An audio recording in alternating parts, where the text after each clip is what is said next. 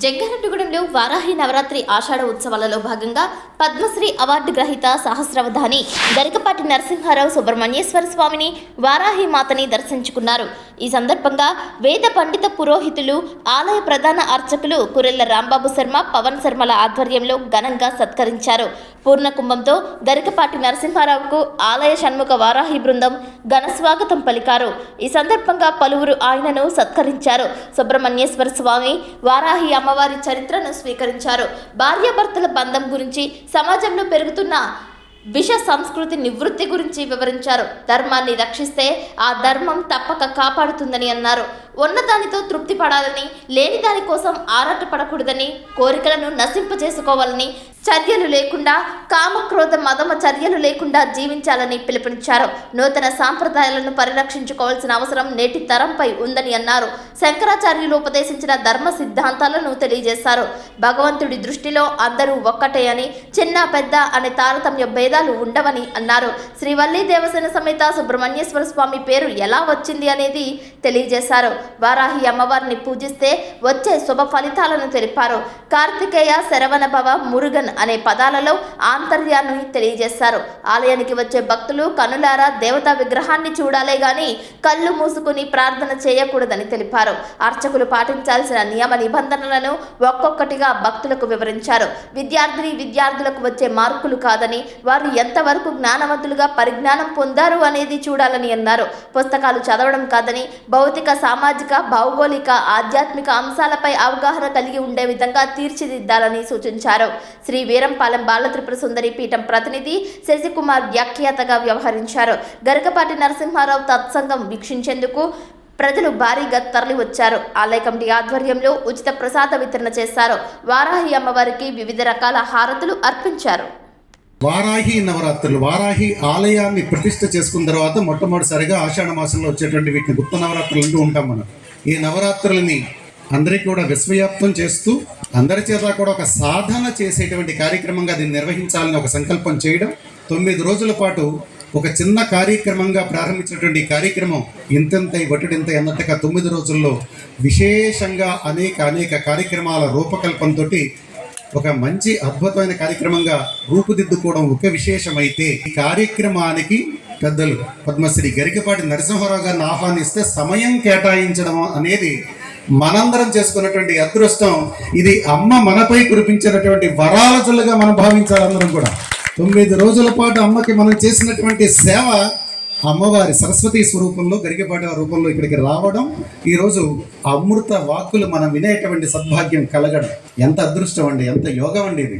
సాధారణంగా ఒక్కొక్కరు మాట్లాడుతుంటే అమృత తుల్యంగా ఉండడం కాదు, మన జీవన విధానాన్ని మార్చే విధంగా ఉంటాయి మాటలు.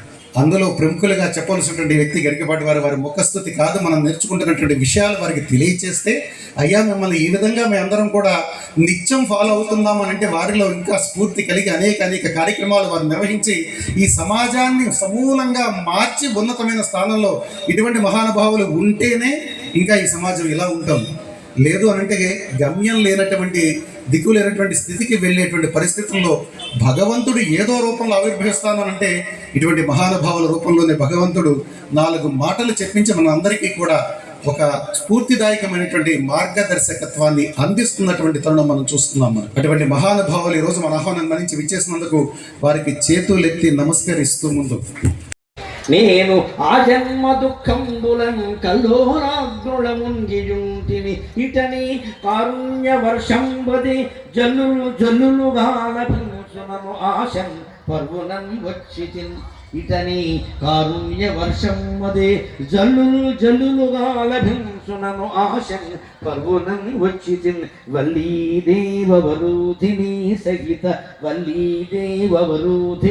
సహిత సుబ్రహ్మణ్యమూర్తి నతుల్